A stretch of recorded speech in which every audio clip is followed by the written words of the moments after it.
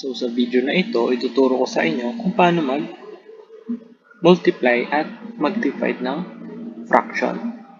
Okay? So sa multiplication muna tayo. So multiplication, direkta nating minomultiply yung mga numbers. Numerator sa numerator and denominator sa denominator. So 4 times 3, yan ay 12. And then 5 times 4, yan ay 20. So, pwede pa natin siyang ma-lowest term, ano? Kasi, pareha silang even. Pwede pa natin siyang i-lowest term sa 4. Pwede pa natin siyang ma-divide by 4.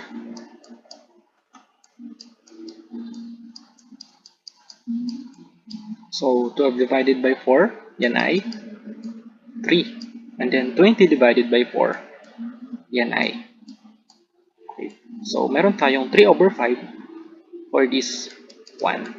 Okay, sa number 2, division naman. So, kapag division, ang ginagawa natin is, piniflip natin yung pangalawang numbers. For example, ito.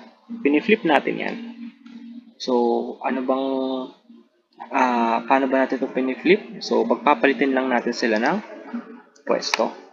So, imbis na 1/2 yan, magiging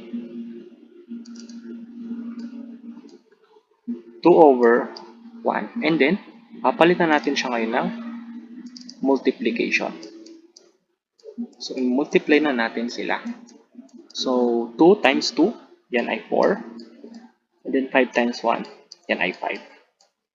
And we go. So, yan na yung makukuha nating sagot.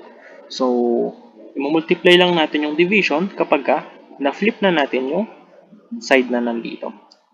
Pero hanggat hindi pa, so hindi natin siya i-multiply.